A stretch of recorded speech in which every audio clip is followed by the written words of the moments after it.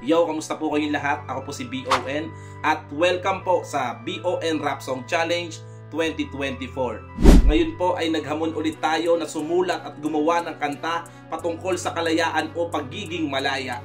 At eto na ang isa sa mga kumasa sa challenge natin. Panoorin natin ang video. Yo, shoutout Kuya BON. Ito ang aking entry sa kung paano mo mapapaliwanag ang kalayaan. Kanina ko lang to sinulat, sana magustuhan nyo. Hey, malaya kong ihahayag ang gusto kong sabihin sa 3 minuto, 5 segundong written. Umpisa hanggang sa dulo, di ka bibitinin. Paliwanag neto ay idadaan ko sa sining. Tama bang siwalat ay pag-amin sa ibang meaning? Sobrang daming iringan, puro lamang hearing. Para ng pelikula na puro lamang thriller. Nagkakantahan na sila, asan na yung filler? Oh God, may tinuro sa may gilid na pagkamalan lang ba o isang gimmick? Silang mga nakakurbata na tahimik, ang mga pasimuno ng patayan sa paligid. Umaamin na hindi nagtataas ng kamay, di maamin pero di matinay. Ari-arihan na iyong binigay, mababawi pa kaya kung nakakuha ay gahaman sa aray. Hindi pwedeng labanan kasi nga delikado, kaya sa pagsulat ng malalim kung nilikha to, tukuyin kung ano yung dahilan, hindi yung tao. Kung ba't sa sariling bansa natin nakakulong tayo. Nung ako'y namulat sa bansa kong sinilangan, sinumpa ko sa sarili ko na aking sisipagan. Dahil aalipinin ka lang dito ng mayayaman, kung di ka aalis sa peste na kahirapan, makukulong mahirap, walang tsansang lumaban. Samantalang merong piyansa pag mayaman, kahit pa na magsumikap na pagkakasalama. Kaya ako ay dudang sa Pinas ay may kalayaan, sinong magpapaliwanag?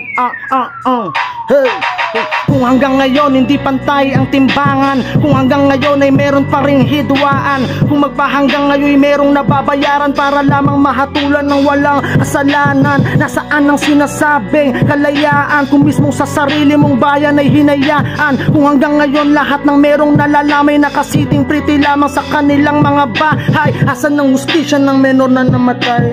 Habang patagal ng patagal ay namatay ang sapang sensitibo, ngayon ay casual na lang sir. Yosong usapin ng bansa'y pinaglaruan ng mga may alam na nanggagago. Sumuway sa karapatang pangtao, nakakapagtaka na wala pa rin siyang kaso. Mga ebidensya nagkalat ng mga aso.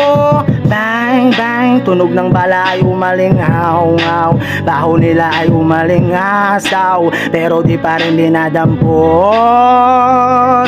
Ngayon mo sabing malaya tayo, kung ang tanikal ay nakakandado, tipong di kayang pasukin ng normal na tao. Hindi ba't parang ang labaw? Sige, ito pa na post. Baka di lang sinasabi kasi nakakatakot. Yokong maging exodge regarding sa pananakop. Pwede ko nga rin trip lamang to para pamatos sa patimpalak ni BON na naubliga ko. Kaya aking konsepto na nabuo ay base lamang sa aking napapanood. At bilang Pilipino rin ay karapatan ko to. Kalayaan kong sabihin ng lahat ng mga tingin ko ay totoo. Pasensya na po. Yeah, maraming salamat po. At kung nagustuhan niyo po ang entry niya, bilang suporta, i-like at i-share mo na. At huwag niyong kalimutang gamitin ang mga hashtag na to. Good luck at maraming salamat po.